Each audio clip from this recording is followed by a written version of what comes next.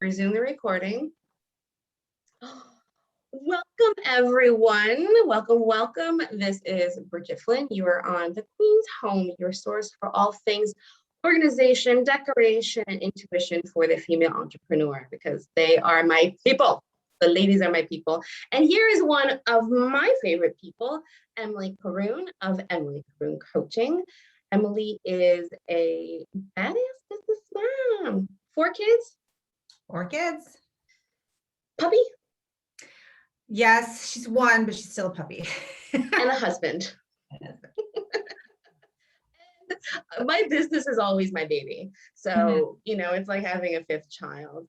And you have, over the last few years, grown your business from 25K the first year to 100K the second year, and over 100K for the 3rd year as we continue into this, which is very exciting. And you teach moms who want to go into business for themselves to earn their first 5K months. Yeah.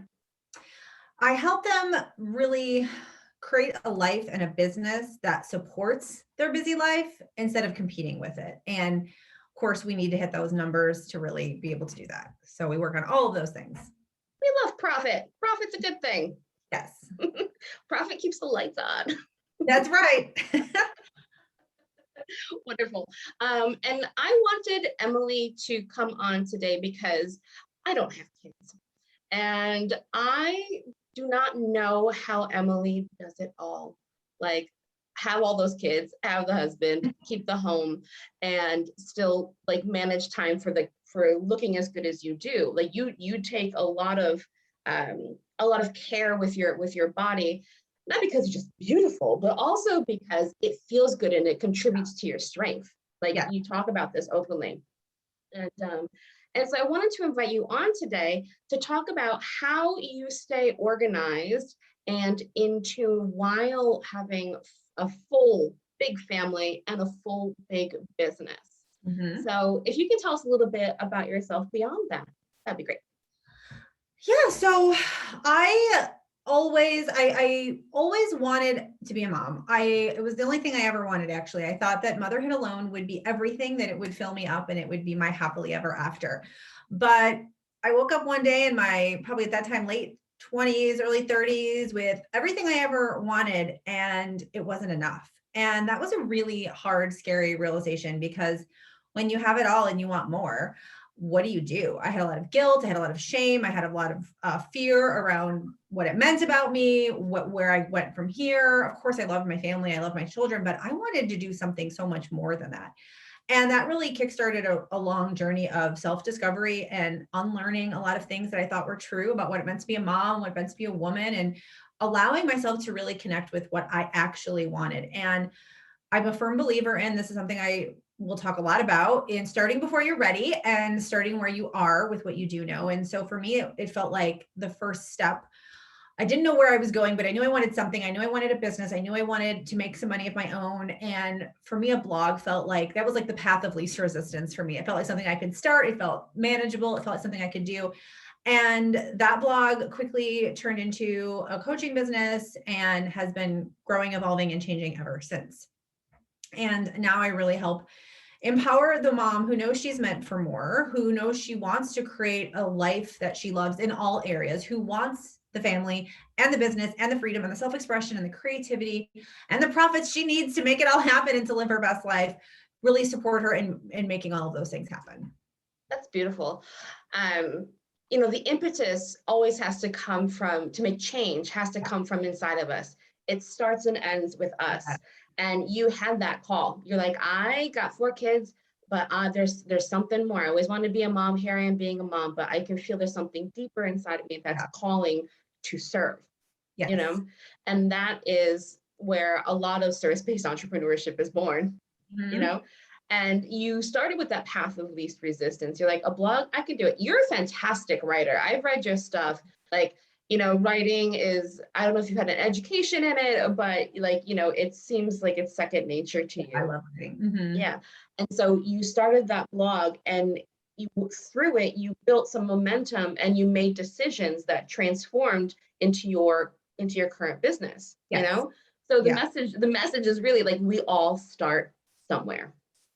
Yes. And I think I know the biggest reason so many women don't start is because they think they need to see the entire staircase to first step, take the first step. For me, it was like, when I heard of women entrepreneurs, I thought of, the girl who invented Spanx and these other women who had these big ideas and inventions. And I thought in terms of, manufacturing, production. My brain was just not, I couldn't get my head around what I could do because I didn't have any ideas like that. I couldn't see it. And so for so long, I was like waiting to have it all figured out. Well, you have to start where you are. You have to do something, anything. And when you take that first step, I call them the divine breadcrumbs, right? You take one step, you pick up the crumb, whatever that nudge or desire is, and then the next one will appear. And you have to walk blindly. And this is where I love, talking about the intuition piece is you have to be willing to keep walking when you don't know where you're going, when you don't know where it's going to lead, when you're unsure of what's around the corner, but you know that you're just going to keep walking forward. Perfect. Yes. Okay. So I'm dying to know how do you keep your home organized, Emily? Like you show pictures of it and like yeah, like lunch mess on the counter. Yeah. But like with the organizer and the decorator's eye, I can look behind you and see like what you've got going on. I was like, damn, that girl is organized.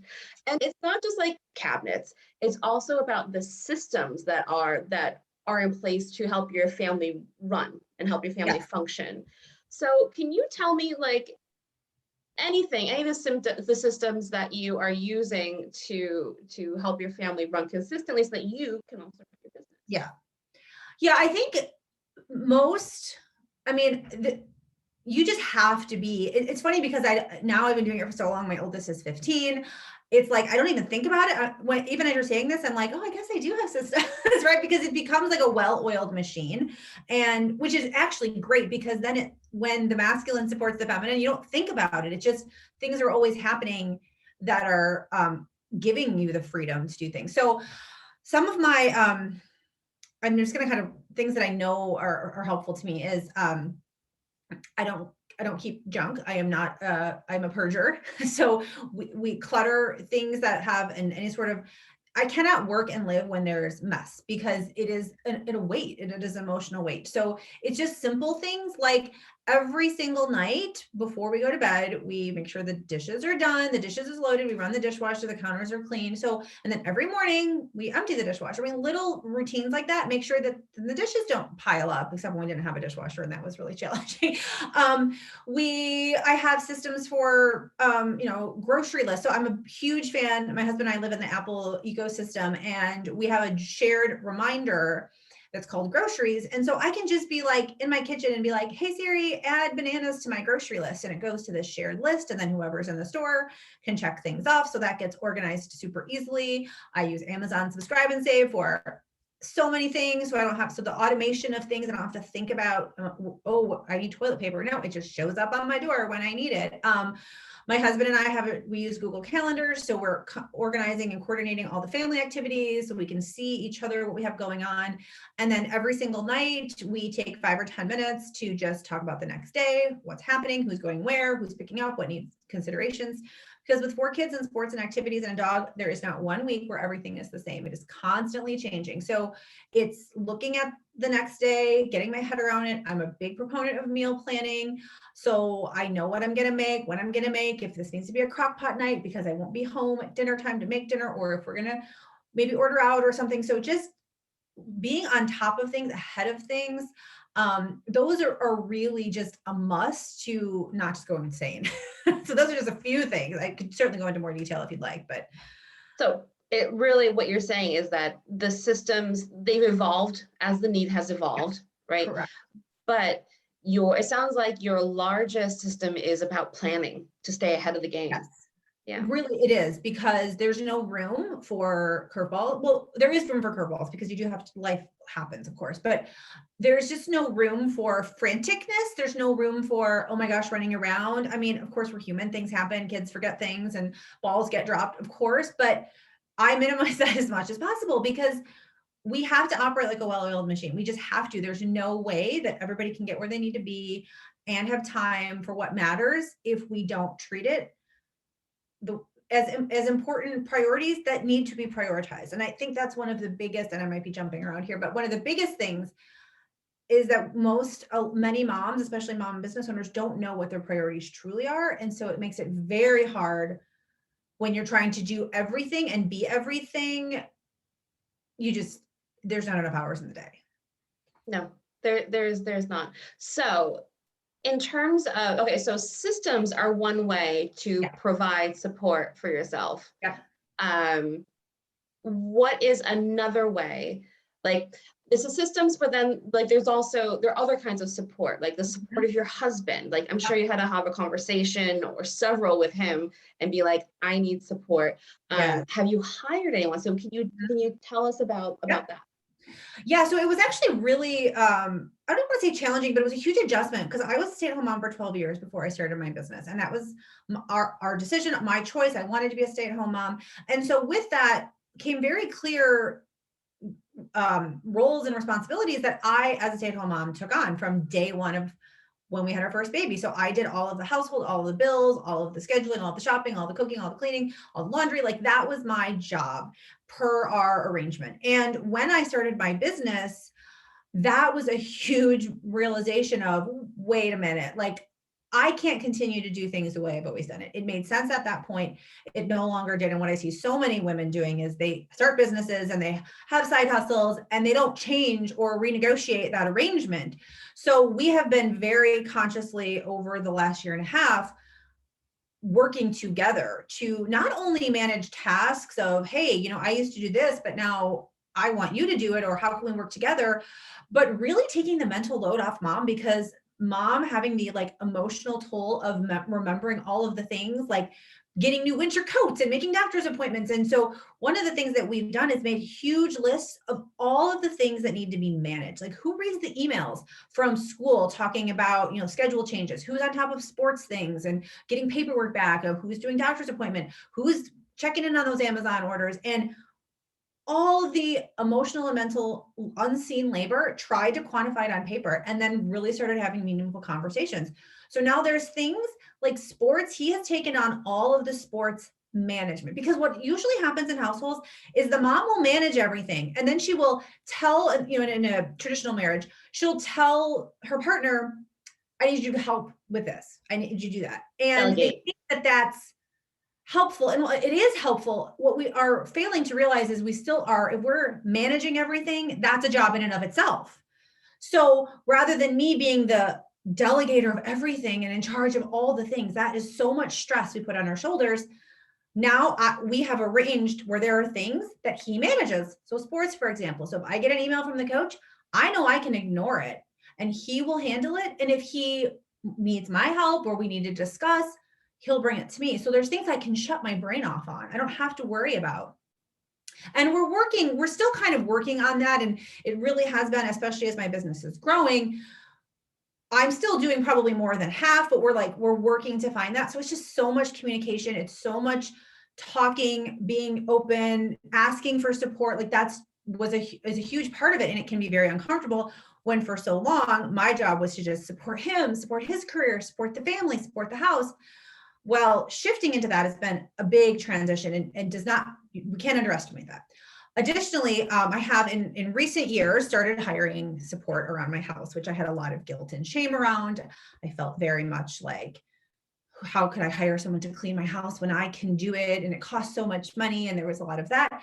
But I have since come on the other side of that and truly believe that we only believe that it's free if we don't value a woman's time. And how did you make that switch? How did you make that switch, Emilie? I think we sometimes we think we have to start big, and so it feels scary and overwhelming. I started small. I was like, what would it be like to have someone come once a month to help, like just do a really big clean if I had that? And so I started with that, and I was like, okay, that felt really good. What if they came twice a month?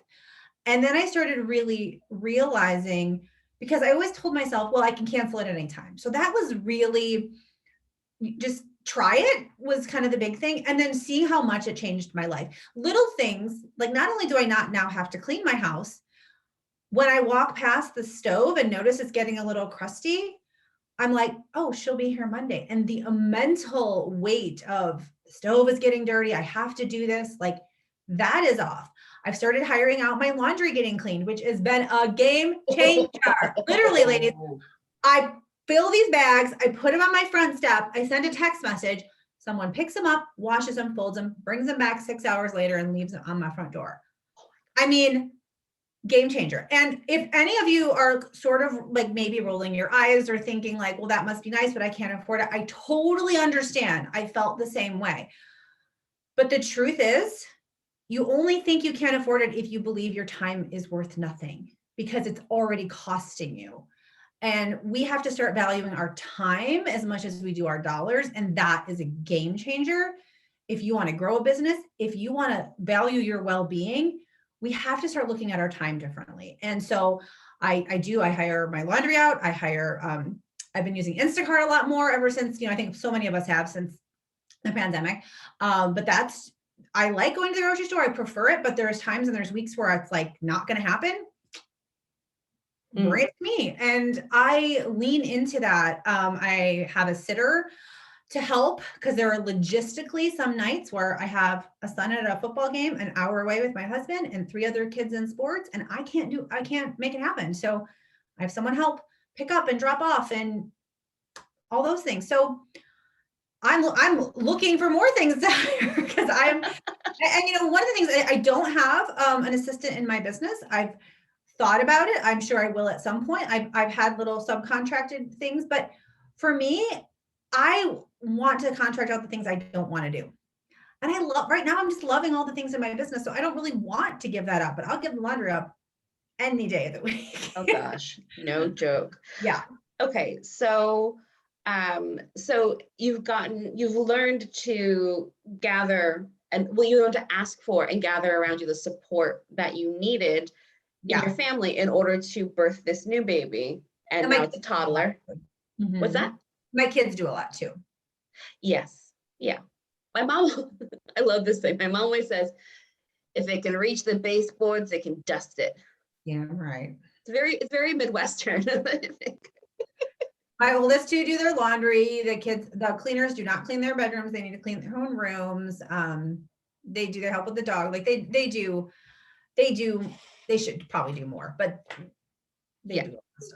There's always more. There's always more. Yeah. But it's amazing how you've managed to run the ship, like how you are the ship's captain, and you have your first mate and your second mate and all the other officers below. Like it gets done, and then you can stand at the helm of your new ship and run that one beautifully. Bad analogy, or not the best analogy, but no, I get it. Yeah, right. Mm-hmm. Okay, so it sounds like then I'm curious, how much time per week do you spend in your business? It varies because I don't keep strict work hours because it doesn't work with my life. So and I also work when I feel like it. I have commitments, I have consistency, but I don't force myself to sit at my desk. So it's like an ebb and flow depending on what I have going on, but usually around, I'd say like 20 to 25 hours a week is probably average, sometimes way more and sometimes significantly less. This summer, I significantly scaled back. We took a giant 2-week road trip. I spent a lot of time with my kids. It was the summer, the pool was open again after last year, and I just wanted to be with them. So I pulled way back and mostly just worked with my existing clients and did a little social media, and that was it. So it depends. And that's the beauty, I think, of it, is that I get to decide. Yes, it is. It's wonderful. Yeah. And it helps you to keep your sanity. I think it's really important for new people who are new to business, but especially moms, to hear that, like, when you own a business, there's this idea that you're gonna be throwing yourself into it 24/7, and you, as whoever you are as a person, you might need to do that. That might be how you operate, as 24/7. But there is a way out. It's not that way all the time, as you are living, breathing proof. Yeah. And you're making over, like, ladies and gentlemen, she is making over 6 figures every year just by working 20 to 25 hours per week, so, like, it's possible. You don't have to work your fingers to the bone and how much does 100K, I mean, I live in Connecticut. How much does 100K really get you these days? You Yeah. know, it's Oh, so right. We're just getting started, right? we're just getting started. Well, and that's the thing is it's we really, and this is I think I know this is the biggest shift, and it was for me, and it is for the women that I work with, is we really believe, especially as Midwestern girls, right, that time plus effort plus hard work equals results. And so we think time is money. So we think to make money, we have to work harder. We think to make more money, we have to work more hours. And that is the furthest thing from the truth. My first year in business, I worked probably 60-hour weeks. I wound up in the hospital with a panic attack disorder diagnosis from the stress, and I made $25,000. It's working harder doesn't make, if that was true, our teachers and our policemen and our nurses would be millionaires, right? Like hard work. Now, there is work. I'm not going to sit here and say there isn't work, but it doesn't have to feel like work. It doesn't have to feel hard. It doesn't have to feel arduous. It doesn't have to take forever. And when we can separate those things and we can show up and have fun, tap into the things that we want to do, when we can really, I mean, that's when things get great. And it's, yet we don't trust that. It feels scary. It feels hard. We don't think that we can make money and have fun. And this is where we get so off track and so overwhelmed. So many women, we just want to get it right. We want to be good because we think that's how we succeed. If I do good, then I'll be rewarded. And that system was never rigged for you to win, ladies. Like, No, people pleasing is no, not the way to that's make me. I did it anything to my whole life. success. No. Yeah, doesn't work. Okay, so with all of this going on in your life, having to, how to delegate for your business, how do you stay grounded? Well, I know what my priorities are. I know what matters most, and it is me. My mental well-being, my physical well-being, my mindset is number one. And it comes first every single day. That doesn't mean it always happens first thing every single day, but it is the most important part of my day. And I treat my day accordingly. I exercise, I walk my dog because I love getting outside, and it's my like talk to God, connect with spirit, imagine, dream, visualize. Sometimes I get journal, sometimes I don't, but I know that feeling good is the work. So I make feeling good my work. Music, I want to say meditation, but I just haven't got into it. I believe it's valuable. But it's just really, really caring about how I feel. Being selfish enough to care about how I feel above all else is the most important part of my life. Perfect. Yes. That's how you stay grounded, is making yourself a priority. Yeah, because when I feel good, I do good things. When I feel good, I show up but different for my family. When I feel good, I get great ideas. When I feel good, I'm more dynamic to potential clients. When I feel good, I enjoy my life. So even if nothing else works, like if I don't sell anything or make any money, or I'm feeling good. So it's a win-win. So when I make feeling good the most important thing, I literally can't lose. No, you cannot. No. And I love that it's so important. Like, everyone needs to know this, but moms especially have the guilt.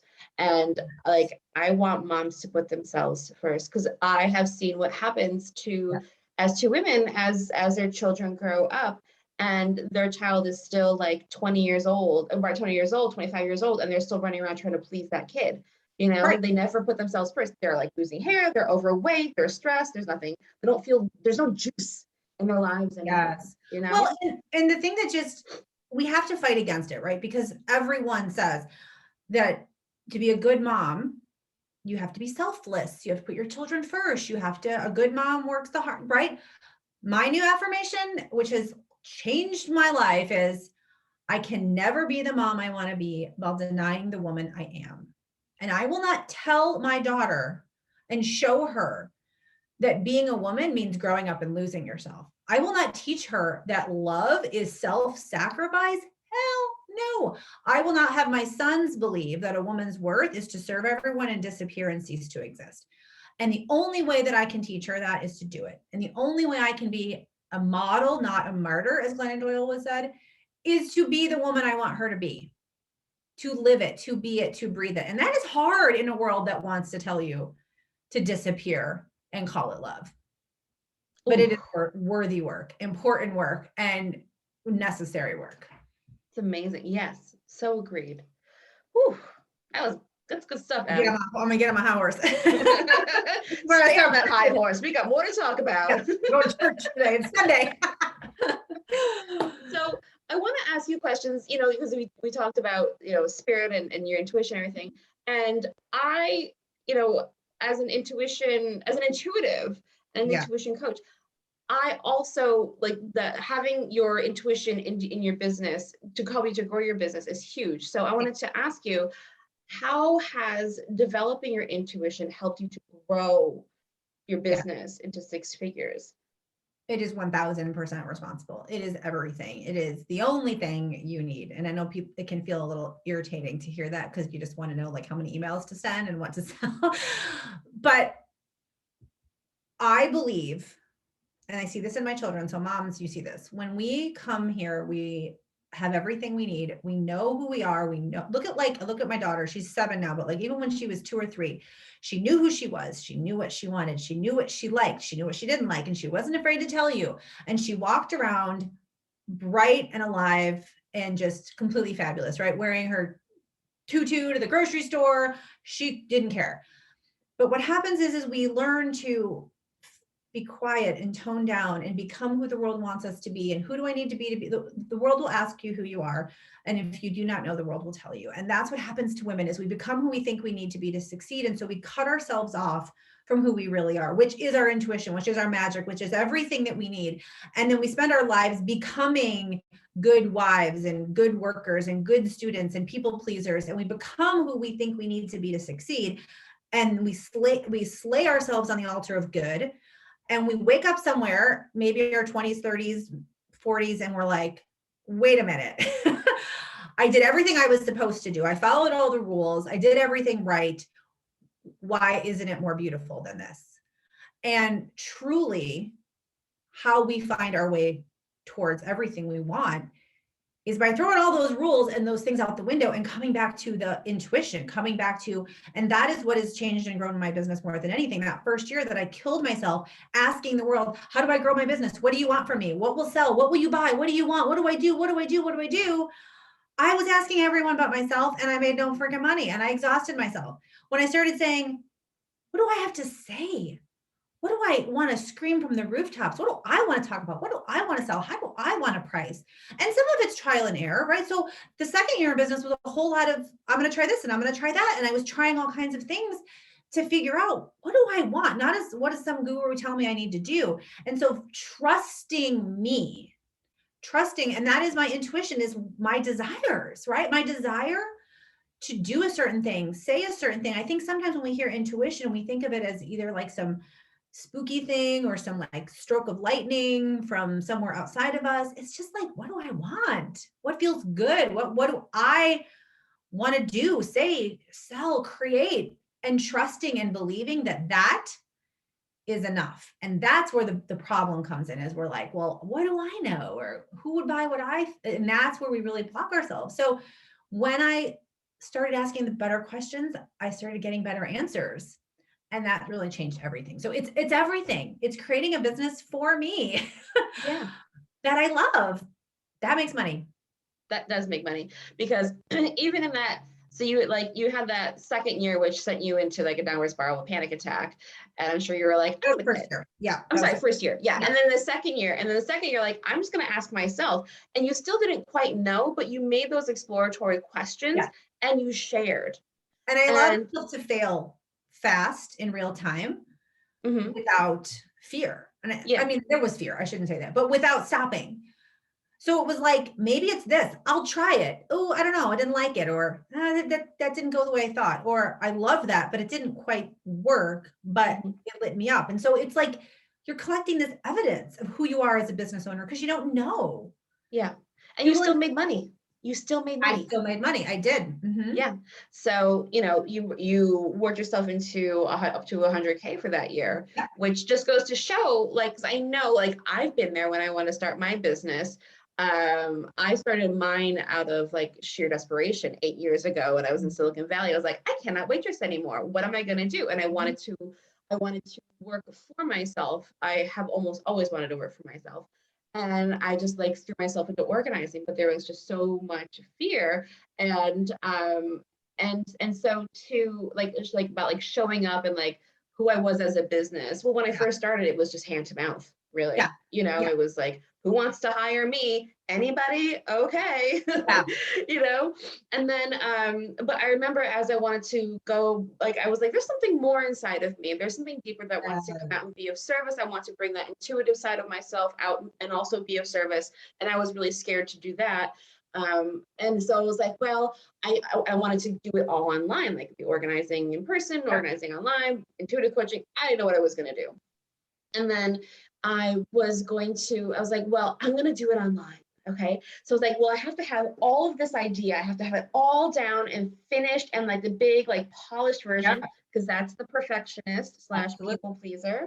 People are going to like you if you present something, beautiful to them, So, and so and that made me so afraid to even take half a step forward. There was so much pressure. I was so overwhelmed. And like, it was just me. I didn't have a family to support or kids or anything. So like to hear you say, like, I decided to go inward and listen to whatever wanted to come out, and then I would share it. And then you make your adjustments. Like, that is like, I hear that, I'm like, oh my gosh, like 3-4 years ago, I would have loved to have heard that.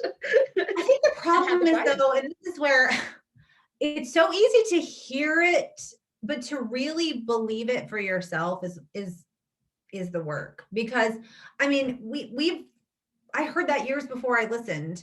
So I think sometimes we see other people doing things sometimes and we think, oh, it's so powerful and I want to do what she's doing, or it makes so much sense for her. But we think that we're different, or we're like, well, that won't work for me because I have this, or because I have that, or because, well, I don't, she's got it all put together, or she's this, or whatever version of BS we're telling ourselves. And that is so wrong. And that is the work you have to get over, is believing that your desires and your thoughts are somehow less than other. Like, this isn't about you being something you're not. It's about you. Like, you literally, where you are right now with whatever you want to do is perfect. It's perfect for you to start there. It's your path of least resistance. Your desire will lead you there. So I'm here now, a few years later, as a coach, but day one, I didn't have a desire to be a coach because I wasn't there yet. I wasn't ready to, I couldn't imagine myself as a coach in that way, but I could imagine myself as a blogger. So I just started with that next right desire. That's why we can't overthink the journey. It's like, what is the thing that you want to do today? It'll be little. It's a crumb, not a loaf. We want people like, I want my first crumb is to start a business. Like, that's not a crumb, that's a loaf. A crumb is to like Google something, call a friend, watch a free webinar, create a digital, maybe a little PDF. I mean, it's small. It's usually small. It's something you can do. Yeah. Yeah. And that will follow those divine breadcrumbs, like you said. And soon enough, all those breadcrumbs will create a whole loaf.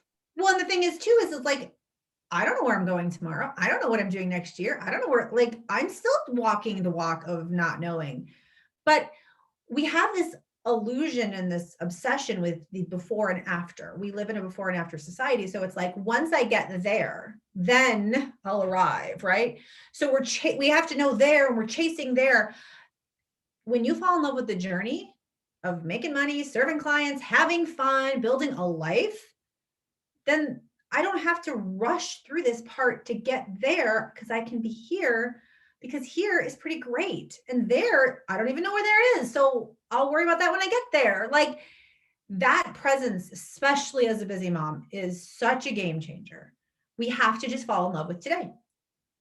That requires so much trust in yourself, trust in the universe. Control is fear, and we think if we control everything, then we'll be safe.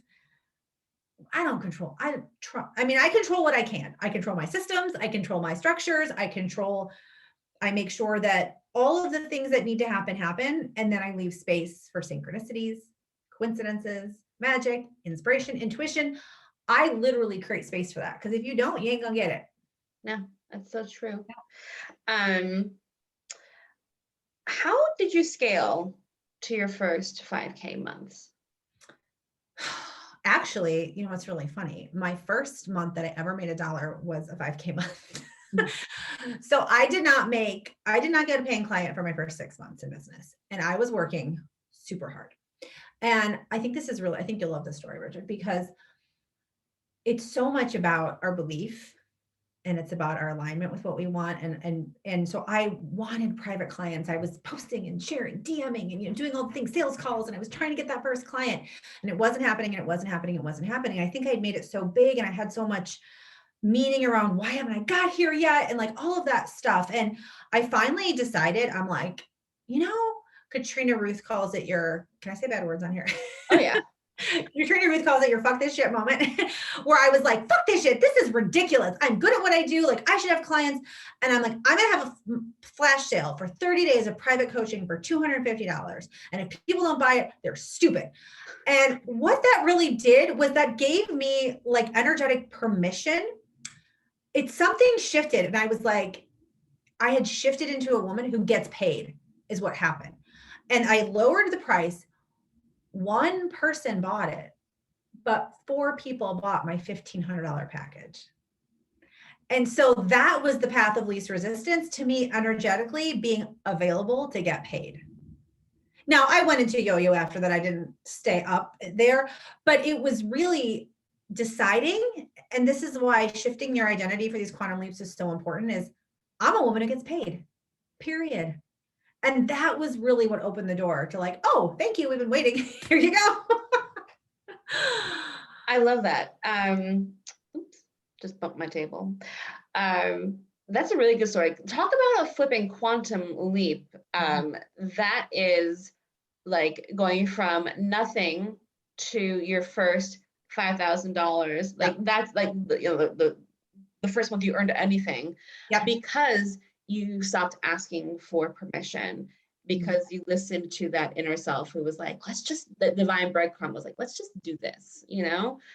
And it opens, because you don't know, you can't put your finger on the exact result it's going to get. You can only hope, or you can plan for it. You can you can do gratitude practices, you can do your visioning, all those things, but it's like this and more, don't let the energy hamper the result of just capping it at I want to make $5,000 and it's going to be through this one avenue only. It's like, we can't plan the how, because then we cut ourselves off from limitless possibilities. Yeah. And every guy I talk to who's in business or not, they're like, yeah, but how are you going to do it? How are you going to do it? I'm like, I am going to stay open to possibility. How is not my problem? Which literally I have to talk myself off that ledge every single day. Literally today I was walking my dog. I was thinking about things coming up and I was going into how, and I was like, well, I could do this and I was like, oh wait, the how is not my problem. And I have to keep reminding myself of that, but it really isn't. And I know that's infuriating. I get it, but it's true. That's a practice. It's a practice. And I think most of us will start off, because business is a very masculine structure, maybe. Yes. And so everything in it is masculine. So we think that we start off really masculine. We're like striving and we're going for it and we're planning and we're, setting goals and hitting goals and what's the strategy, blah, blah, blah. Like everything fits into this finite thing. And then at some point, because women we're not really built for that, in the long run, the long term, we burn out. And then we start seeking these other ways of doing it. You hear about these more spiritual feminine business coaches who balance the masculine and the feminine, masculine is structure, feminine is flow, inspiration, divine guidance. And I also hear men, male entrepreneurs. I got my words today, talking about how they're tapping into their intuition more, how they're letting things flow into their life, how they're using visioning. So this way of doing business is actually on the rise. You just have to look for the evidence that you want. That's it. Well, it's true. Absolutely. It's funny. You'll like this one too. My last December, I was really working working hard on not working hard. I was like really working on this. And knowing that I wanted, because our brain has never had an original thought in its life. It can only plan and predict known outcomes based on what it's seen before. So if we think, okay, I'm going to get to my goal by selling this many packages or selling this much of this, that's one option, but there are literally limitless possibilities out there that your brain can't even fathom. And when you think it has to be this way, you cut yourself off from all of these other possibilities. So last December, my coach challenged me I had set the biggest, so I was $36,000 away from a six-figure year on December 1st. And my biggest month up to that point was, I think, like 16 or 17,000. And so I was like, I want to make $36,000 this month so I can have a six-figure year. And she was like, great, you're not selling anything. So my challenge was to have my biggest month by double ever without actively launching, promoting, planning, or predicting how I was going to do it. My work was to stay in the energy of it, to feel good, to raise my vibe, to vision, and to be open. And I fucking did it, Bridget. I had a $36,000 month, 3 hours before midnight. I had a pay in full private client say, I think I need to do this, and send me $18,000 that put me over the edge. Like, it works. Wow. That was like, talk about quantum leaps, right? I wasn't selling anything. I wasn't promoting anything. I was just feeling good was my job. I got ideas. I remember, and this was where it's like, if you would have told me, how can you do this? I couldn't have done it. It didn't even make sense per the math. Like I couldn't have, I didn't know. And I'll never forget, I was working with this other woman, this business owner, where I was like her resident mindset coach for her group of women that she had. And so she paid me every month to come in, and she was a business coach, and I came in and coached the moms on mindset and all of these sorts of things. And she was paying me $1,000 a month to do this. And I was doing a lot. I was coaching like hours a week. And so one day, it was like the middle of December, I was walking my dog. This is where my best ideas come, like in the shower, right? And I was like, oh my gosh, I could put together this package for 2021. I could do this. I had all these ideas of how I could make a $40,000 product for her. And I was so excited. I'm like, oh my God, this is it. This is like the idea that came out of nowhere. And I was so excited. And I made a proposal and I shared it with her. And I was like, I'm going to do it. And she was like, no, thanks. And she said, no. So it took me a minute, because I was like, I thought I had. But what that showed me, and that's what really renewed my faith for the rest of the month, was that at any moment we could have an idea that's worth $40,000. At any moment, someone could walk in and ask for something. And it really allowed me to be like, you know what? Let's play, let's dance, let's do the damn thing. Like, I don't have to figure this all out by sitting down and making a spreadsheet, right? Like, I can just trust. And this is the big thing, that the ideas will come, that the people will come, that things will come to me. And that's work to build to that trust, to have that faith. But I think a lot of times, and why it worked for me, is it was such an experiment of like, let's just make this a game, that actually allows our resistance to back off and let us do it, because we're like, well, it's just an experiment. I'm only trying it for 1 month. And so our sort of, we kind of allow ourselves to be crazy like that. Woo-hoo. Cancun, here you come. Wild and crazy gal. Yeah. Trust in the universe. Trust the nudges. Oh my God. Wild. Trust in the universe, right? It is. It's new. Trusting ourselves, trusting something besides our planning, trusting rest, trusting feeling good.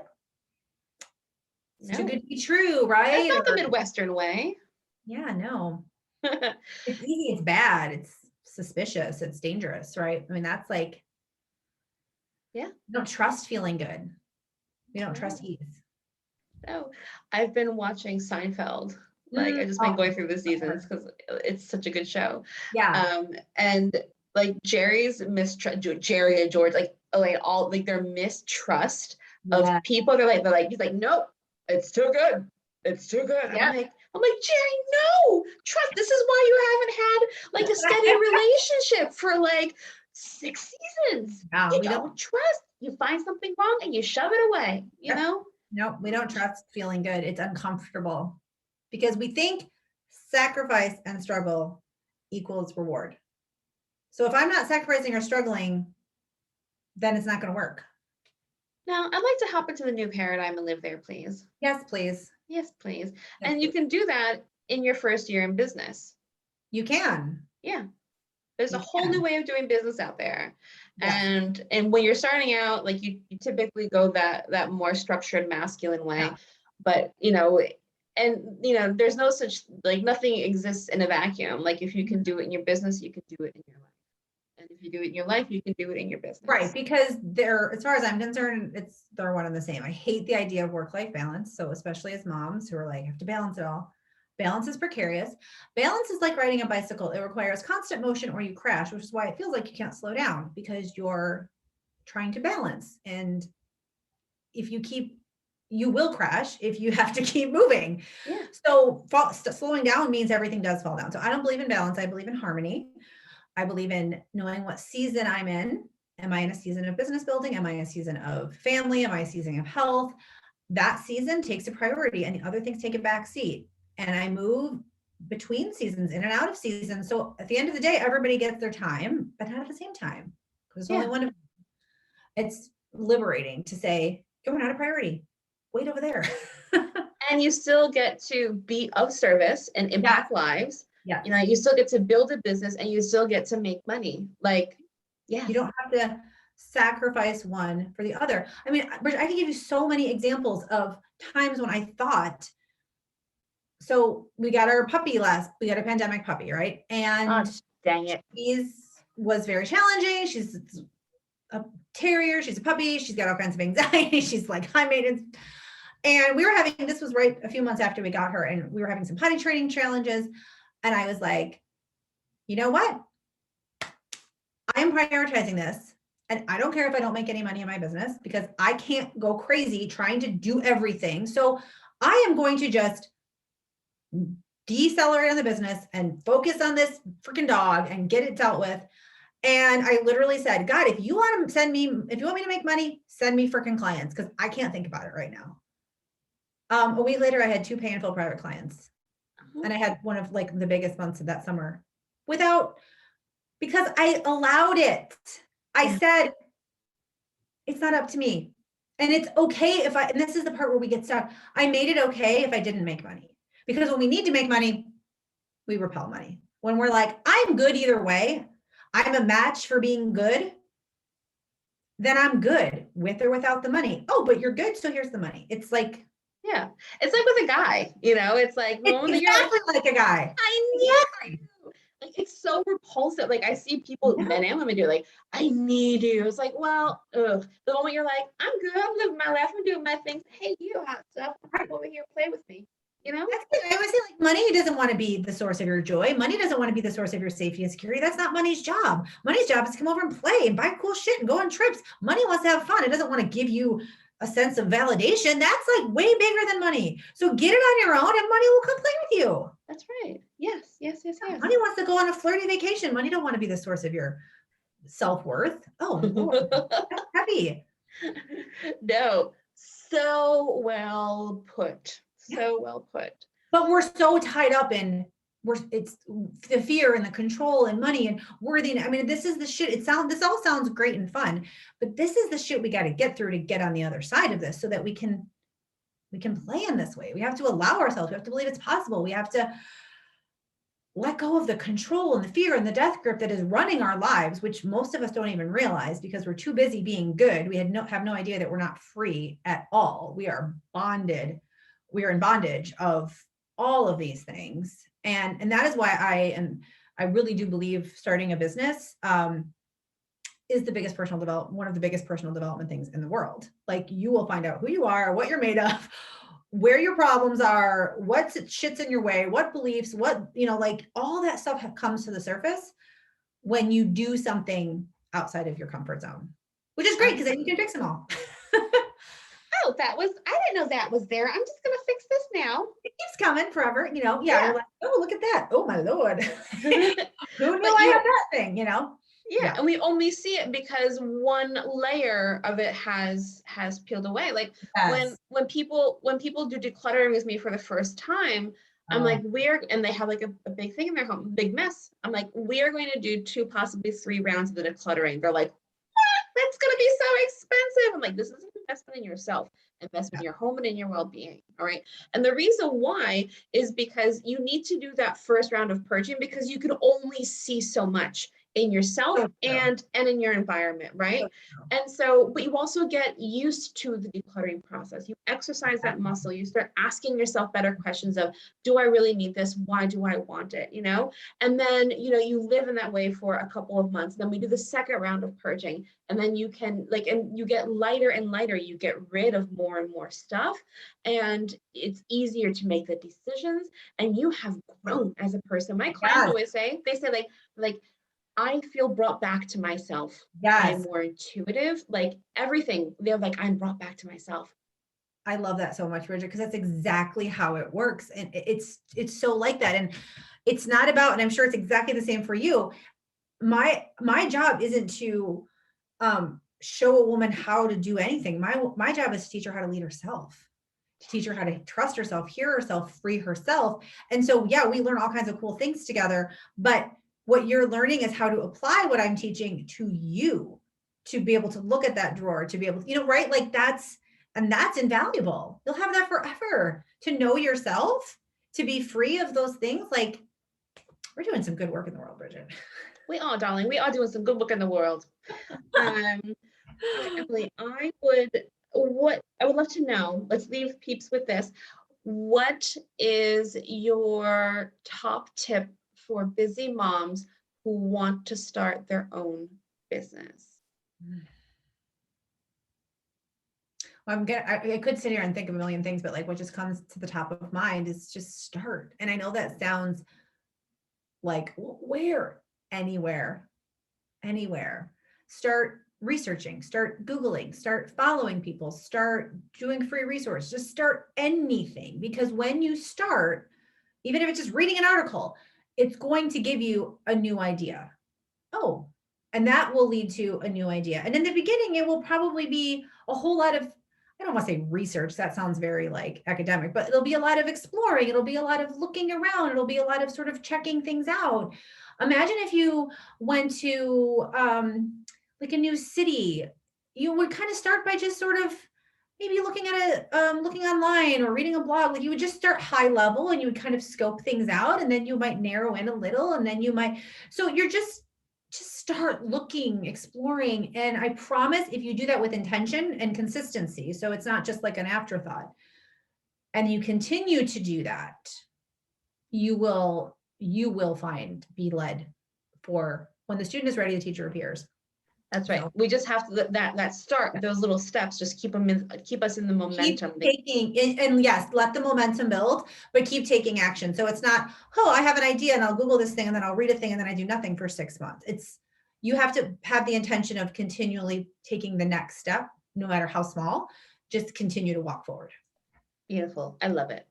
Okay, Emilie. So tell us please how we can work with you. So you can come, let's see, the best place to come hang out with me right now is on Instagram, because I'm really having so much fun on Instagram, which is Emilie Karun _coaching is my IG. You can always message me or DM me to learn more. And I am hosting a free 3-day masterclass starting tomorrow that I would love to invite anyone who's interested to. It's the Boss Up Make Bank. And it's 3 days around how we create a life and a business that helps us get to those first 2K, 5K months without sacrificing our family, without sacrificing the things that matter. All the things we talked about today, it's diving into and scratching the surface on how to do that. Love it. And that is tomorrow, November 15th, 2021. Correct. All right. And then if we wanted to do any of your programs or take any private coaching with you, is that available?